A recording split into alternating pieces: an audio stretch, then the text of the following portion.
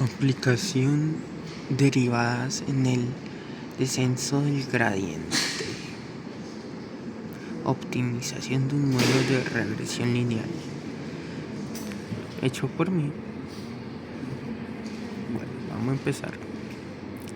¿Por qué este problema es importante en la inteligencia artificial?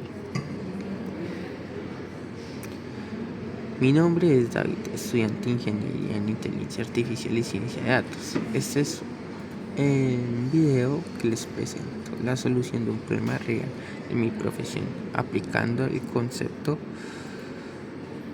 de derivadas que vimos en el curso de cálculo. El algoritmo que voy a traer se llama descensos del gradiente.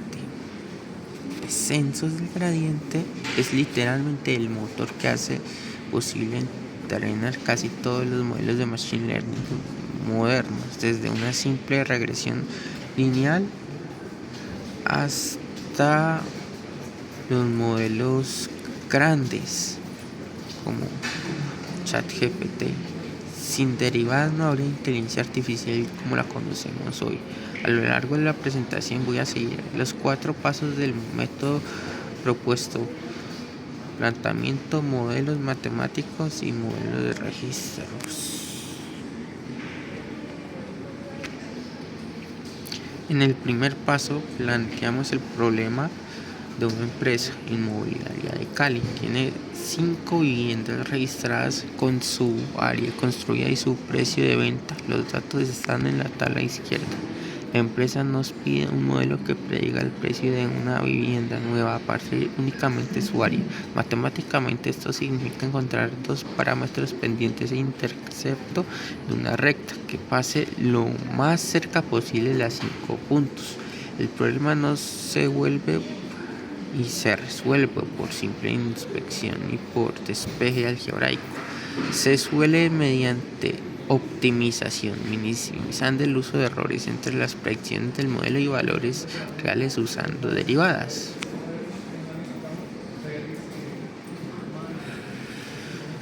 El primer concepto importante es la función de la hipótesis. Es simplemente la ecuación de una recta h de igual x igual a w por x más b. El parámetro w es la pendiente y b es el intercepto. Esos 2 valores son los que debemos encontrar.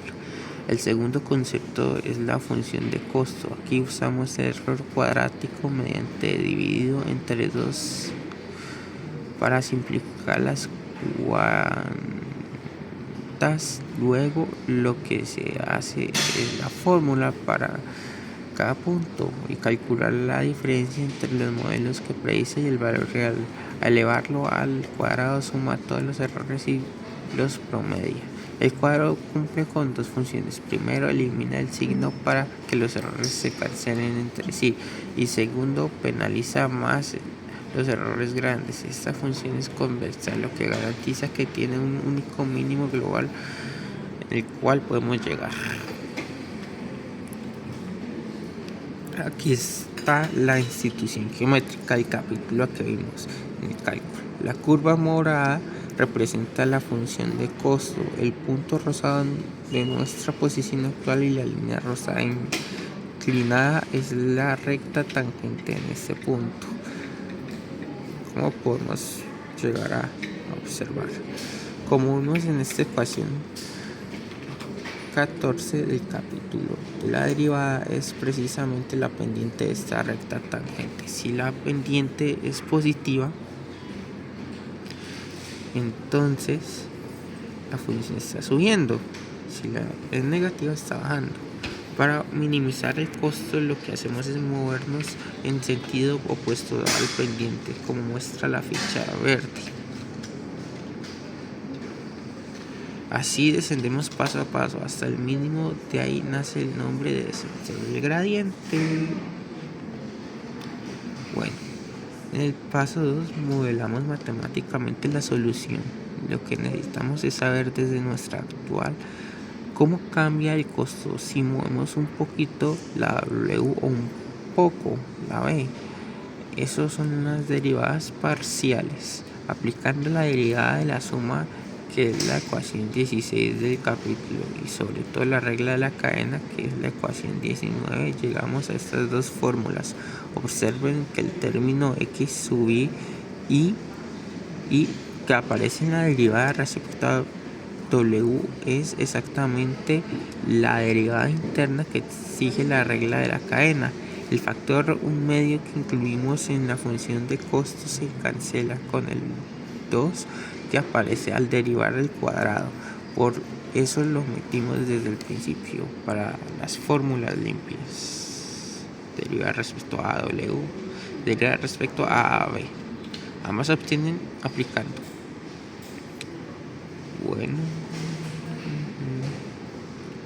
Bueno, observen la función de costo, que no depende directamente de W ni de B, depende del error que depende de la hipótesis, que sí depende de W y B. Tenemos una composición de tres funciones para derivar esta cadena.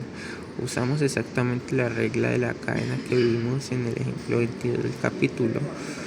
La derivada de composición es un producto de las derivadas. Esto es lo que genera, por ejemplo, este término x sub i al derivar respecto a w.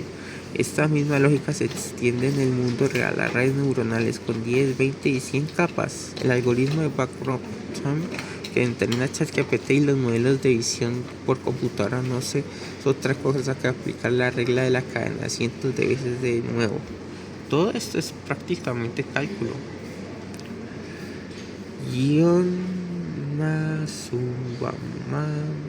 Con las derivadas calculadas definimos la regla de actualización. El símbolo de 2 puntos igual significa resignar el nuevo W es igual a W viejo menos alfa por derivada al mismo para B.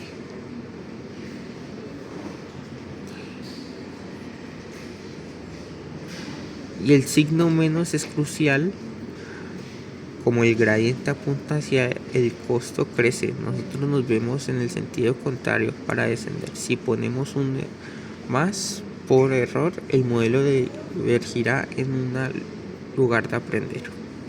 El parámetro alfa es la tasa de aprendizaje, un hiperparámetro que define el tamaño del paso. Si es muy pequeño, el algoritmo converge lento. Si es muy grande, salta por encima del mínimo y nunca se estabilizará. El GIL es muy importante para el Machine Learning.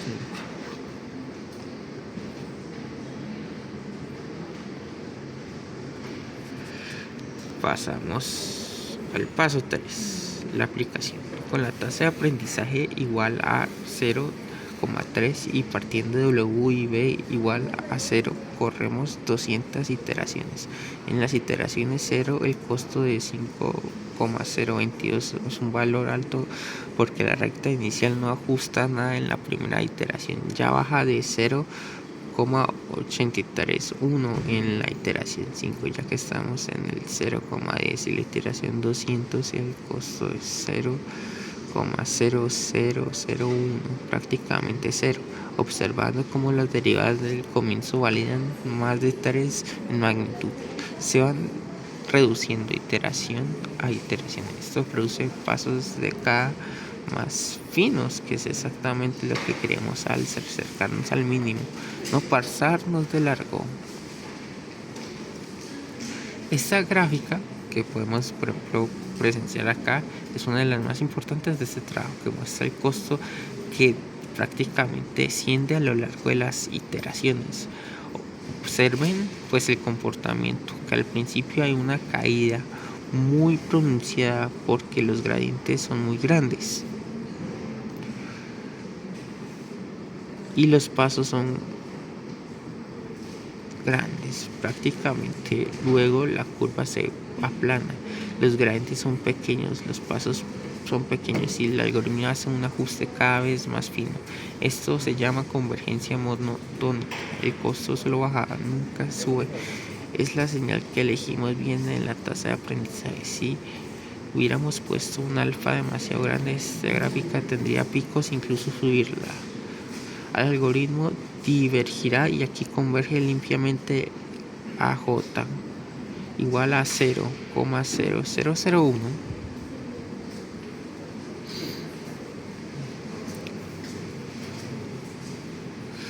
Aquí tenemos una vista completa distinta, pero equivalente del mismo algoritmo. En plano representa todas las posibles combinaciones de W.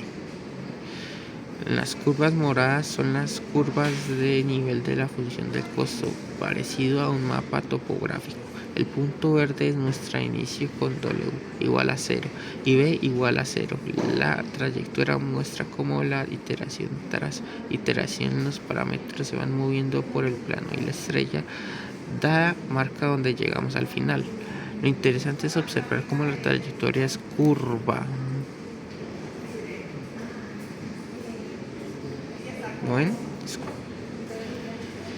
No va en línea recta mínimo, sino que escribe un arco. Esto pasa porque en cada paso el algoritmo usa la pendiente local que apunta siempre hacia donde la superficie baja más rápido en ese momento puntual.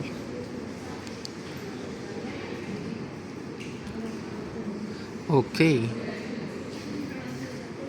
acá podemos ver prácticamente el modelo ajustado, la regresión tras el descenso de la gradiente.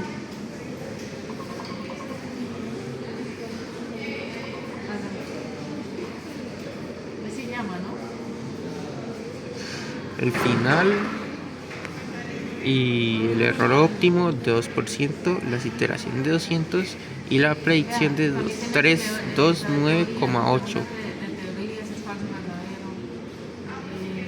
Utilizando la fórmula y igual a 2,95x más 0,05.